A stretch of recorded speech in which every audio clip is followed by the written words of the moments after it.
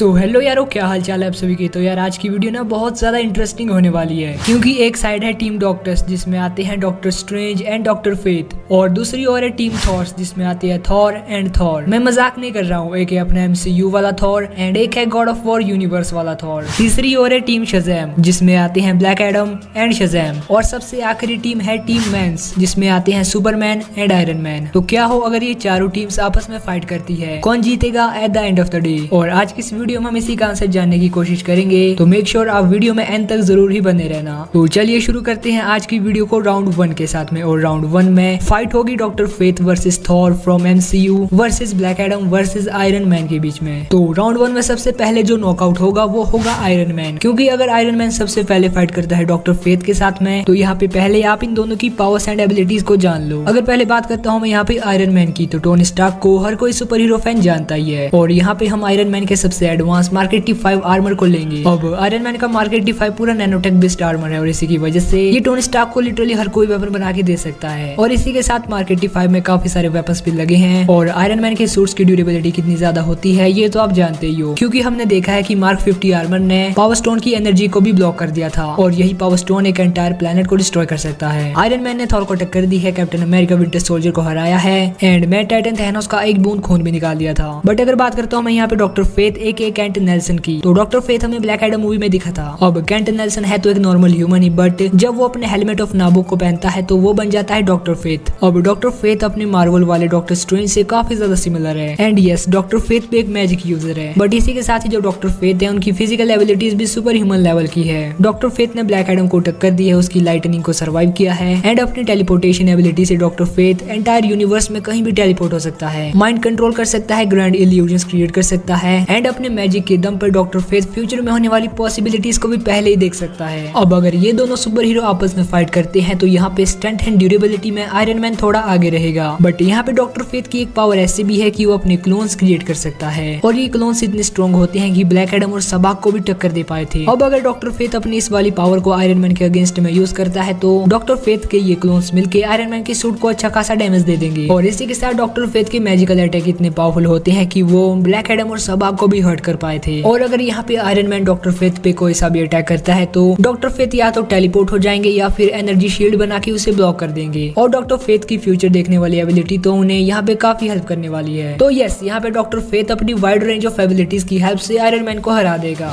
And अगर यहाँ पे आयरन मैन अपनी मार्केट T5 आर्मर के साथ फाइट करता है ब्लैक एडम के साथ में, तो यहाँ पे पहले तो आयरन मैन का कोई भी अटैक ब्लैक एडम पे असर नहीं करेगा, क्योंकि ब्लैक एडम के पास इनवल्नरेबिलिटी की पावर है, और इसी के साथ ब्लैक एडम के पास लाइटनिंग को कंट्रोल करने वाली पावर भी है। बट हमने MCU में देखा है कि आयरन मैन के आर्मर इतने एडवांस हो गए हैं कि वो लाइटनिंग से ज्यादा डैमेज तो नहीं होते, बट हाँ उनसे चार्ज जरूर हो जाते हैं। बट अगर यहाँ पे ब्लैक एडम बिना अपनी लाइटनिंग का यूज किए भी आयरन मैन से फाइट करता है, तो वो अपनी स्ट्रेंथ एंड ड्यूरेबिलिटी से आयरन मैन के आर्मर को कुछ ही देर में ब्रेक कर देगा, जैसा कि थैनोस ने किया था टाइटन वाली बैटल में। बट अगर कहीं से आयरन मैन को इटर्नियम मिल जाता है, तो ब्लैक एडम का मरना पक्का है, क्योंकि इटर्नियम ब्लैक एडम की एक तरह की वीकनेस है। बट हम यहाँ पे इटर्नियम को ऐड नहीं करेंगे, क्योंकि फिर ये फाइट फेयर नहीं होगी। तो यस, यहाँ पे आयरन मैन ब्लैक एडम से भी हार जाएगा। एंड अगर आयरन मैन फाइट करता है थॉर के साथ में, तो हमने पहले भी MCU में थॉर एंड आयरन मैन को फाइट करते हुए देखा है। बट द अवेंजर्स मूवी के बाद आयरन मैन ने अपने आर्मर्स को बहुत ही ज्यादा एडवांस कर दिया। तो अगर आयरन मैन अपना मार्केट T5 आर्मर लेके थॉर के साथ फाइट करता है, तो इन दोनों की फाइट बहुत ही ज्यादा लंबी चलेगी, क्योंकि ये दोनों एक दूसरे की पावर्स को काफी अच्छे से जानते हैं। बट यहाँ पे थॉर ज्यादा स्ट्रॉन्ग एंड ड्यूरेबल है आयरन मैन से, क्योंकि थॉर ने लिटरली एक न्यूट्रॉन स्टार की एनर्जी को सर्वाइव किया है। तो आयरन मैन के अटैक थॉर को क्या ही हार्म कर पाएंगे, और इस बैटल में भी ऐसा ही होगा। आयरन मैन की most of the attack Thor को हार्म नहीं कर पाएंगे, बट इसी के साथ थॉर का हर एक अटैक आयरन मैन के आर्मर को बहुत ही ज्यादा इंजर्ड कर देगा, और at the end of the day Thor इस बैटल को विन कर जाएगा। अब राउंड 2 में दूसरा कैरेक्टर जो नॉकआउट होगा वो होगा डॉक्टर फेथ, क्योंकि अगर डॉक्टर फेथ सबसे पहले फाइट करता है थॉर के साथ में, तो यहाँ पे मैं जानता हूँ कि DC कॉमिक्स का डॉक्टर फेथ बहुत ज्यादा पावरफुल है। बट यहाँ पे हम इन दोनों के मूवी वर्जन को कंपेयर करेंगे, ना कि कॉमिक्स वाले। अब क्योंकि ब्लैक एडम मूवी में हमने देखा कि डॉक्टर फेथ सच में काफी ज्यादा पावरफुल है, एंड डॉक्टर फेथ के पास एक पावर है कि वो अपने मल्टीपल क्लोन्स बना सकते हैं, एंड ऐसा करके वो थॉर को भी काफी देर तक रोक सकते हैं। बट डॉक्टर फेथ के जो ये क्लोन्स होते हैं इनकी ड्यूरेबिलिटी काफी कम होती है। थॉर का एक powerful lightning attack doctor faith के इन क्लोन्स को डिस्ट्रॉय कर देगा। अब यहाँ पे जो थॉर है, हाँ उसको मैजिक का यूज करके हराया जा सकता है, बट इसके लिए काफी ज्यादा हाई स्केल का मैजिक चाहिए। बट जिस तरह से डॉक्टर फेथ को ब्लैक एडम मूवी में दिखाया गया है, उसे देखकर वो काफी वीक फील होते हैं। तो यस, यहाँ पे डॉक्टर फेथ कुछ टाइम के लिए थॉर को ट्रिक कर सकता है, इल्यूजन्स दिखाकर, मल्टीपल क्लोन्स बनाकर, या कोई और मैजिकल स्पेल यूज करके। बट थॉर थॉर की superior strength, durability and storm breaker के पावरफुल अटैक के सामने डॉक्टर फेथ भी हार जाएगा। एंड सेम केस तभी होगा जब डॉक्टर फेथ फाइट करेगा ब्लैक एडम के साथ। कुछ टाइम के लिए तो डॉक्टर फेथ ग्रैंड इल्यूजन बनाकर, मल्टीपल क्लोन्स बनाकर ब्लैक एडम को टक्कर दे सकता है, बट कभी भी उससे जीत नहीं सकता। और ऐसा इसलिए क्योंकि ब्लैक एडम मूवी में डॉक्टर फेथ ने ये खुद कहा था कि वो ब्लैक एडम को कभी भी अकेले नहीं हरा सकता। और भाई ये ध्यान में रखना कि ये कंपैरिजन सिर्फ मूवी वर्जन्स के बीच में था। कॉमिक्स में इसका बिल्कुल उल्टा होगा। कॉमिक्स का डॉक्टर फेथ इतना पावरफुल है कि वो थॉर एंड ब्लैक एडम दोनों को एक साथ हरा सकता है। तो अब राउंड 1 में हमारे पास आखिरी 2 सर्वाइवर बचते हैं, जो कि है ब्लैक एडम एंड थॉर। तो अब इन दोनों में कौन जीतेगा? अगर मैं बात करता हूँ ब्लैक एडम की, तो यहाँ पे ब्लैक एडम के पास एंशिएंट इजिप्ट के मल्टीपल गॉड्स की पावर है। वहीं पे दूसरी ओर थॉर गॉड ऑफ थंडर है एंड एसगार्ड का न्यू ऑल फादर भी। यहाँ पे ब्लैक एडम पोजेस करता है गॉड लाइक स्ट्रेंथ। उसने पूरी जीएसए को अकेले हराया था, एटम स्मैशर को एक ही पंच से नॉकआउट कर दिया, सबाक को बीच से फाड़ दिया, और एंशिएंट खानदाक में ब्लैक एडम ने लिटरली पूरे किंगडम को डिस्ट्रॉय कर रखा है। ब्लैक एडम इतना ड्यूरेबल है कि इस पे बुलेट, मिसाइल और रॉकेट्स का कोई असर ही नहीं होता। बट अगर वहीं मैं बात करता हूँ थॉर की, तो थॉर एक एसगार्डियन गॉड ऑफ थंडर है एंड थॉर भी पोजेस करता है virtually God like strength. Thor ने आयरन मैन को हराया है, योटनहाइम जायंट्स, डार्क एल्व्स और चित्तौरे लेवाइथन्स को अपनी लाइटनिंग से डिस्ट्रॉय किया है, और बिना किसी वेपन के थॉर ने हल्क को ओवर पावर किया है। बट अगर हम देखें तो इन सभी फाइट्स में थॉर उतना एंग्री नहीं था। अगर होता भी तो उस टाइम पे थॉर उतना पावरफुल नहीं था।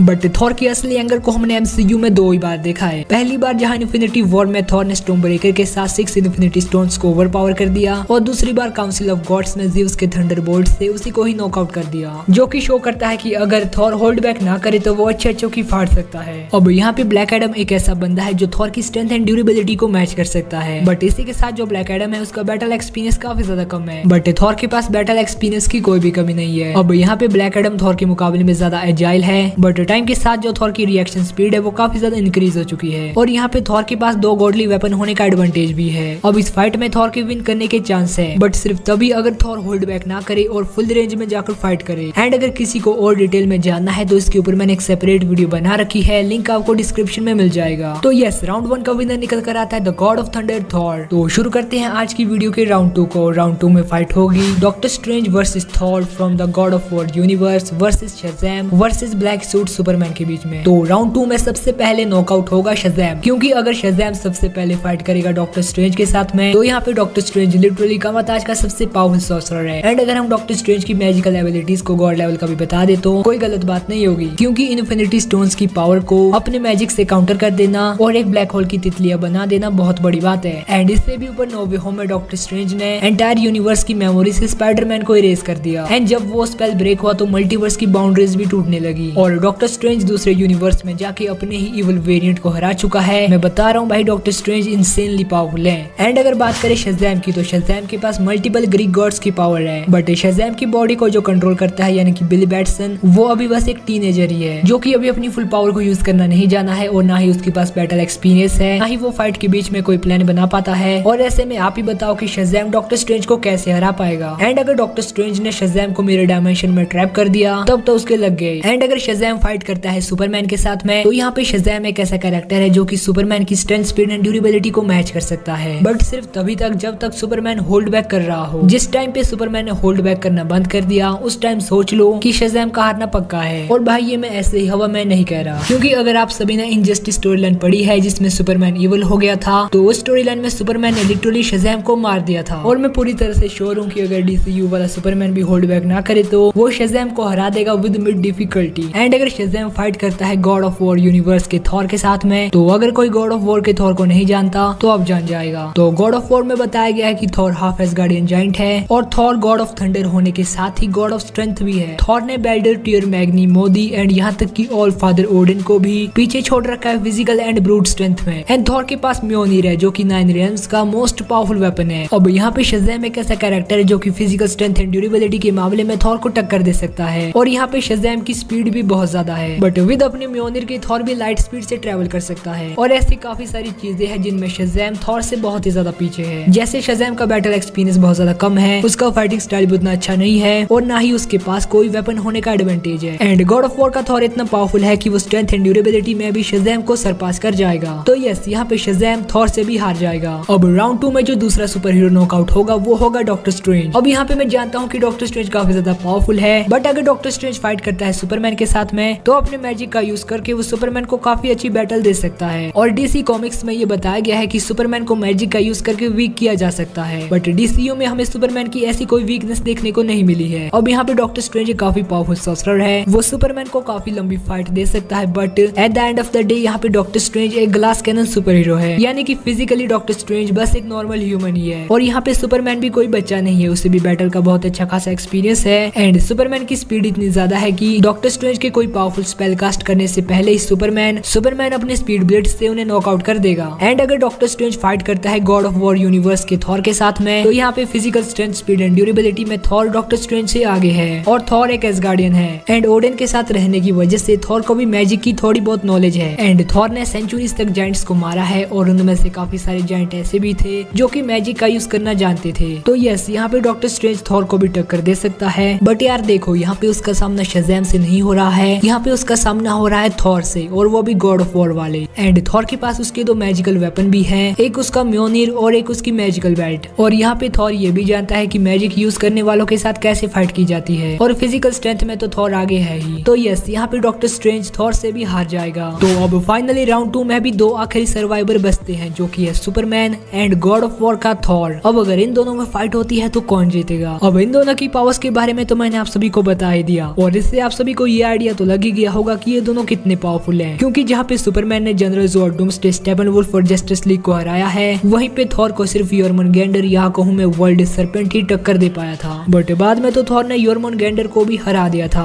अब अगर सुपरमैन और थॉर फिजिकली फाइट करते हैं तो इनकी फाइट एंडलेस भी चल सकती है। तो इसीलिए हम देखेंगे कि फिजिकल पावर्स के अलावा इन दोनों के पास और कौन कौन सी एबिलिटीज है। बात करें थॉर की, तो थॉर पहले तो गॉड ऑफ थंडर है, वो लाइटनिंग को कंट्रोल कर सकता है और टोर्नेडो जनरेट कर सकता है। उसके पास म्योनिर है और वो काफी ज्यादा स्किल्ड और एक्सपीरियंस्ड है। बट अगर दूसरी ओर हम बात करते हैं सुपरमैन की, तो सुपरमैन थॉर के मुकाबले में बहुत ही ज्यादा फास्ट है। और इसका फायदा ये होगा कि जब थॉर म्योनिर से सुपरमैन पर अटैक करना चाहेगा, जैसा उसने वर्ल्ड सरपेंट पे किया था, तो ऐसा कर पाना उसके लिए बहुत ज्यादा मुश्किल हो जाएगा। और एक क्रिप्टोनियन होने की वजह से सुपरमैन के पास हीट विजन, एक्सरे विजन और कोल्ड वेयर जैसी काफी सारी पावर्स है। बट वहीं अगर दूसरी ओर थॉर सुपरमैन पे वो वाला अटैक करने में सफल हो जाता है जो कि उसने वर्ल्ड सरपेंट पे किया था, तो यहाँ पे सुपरमैन का हारना पक्का है। तो इसलिए फाइनल कंक्लूजन यही निकल कर आता है कि इस बैटल में दोनों के पास ही 50-50 चांस है विन करने के। बाकी आप सबको क्या लगता है, कौन जीतेगा, सुपरमैन या फिर गॉड ऑफ वॉर का थॉर? तो बस यार, आज की ये वीडियो यहीं पे एंड होती है और आज की विनर टीम है टीम थॉर। और क्या आपको वीडियो देखकर मजा आया या फिर नहीं, मुझे कमेंट्स पे जरूरी बताना। और अगर आपका कोई अदर क्वेश्चन हो तो वो भी कमेंट कर देना। बाकी मिलते हैं नेक्स्ट वीडियो में, तब तक के लिए बाय बाय।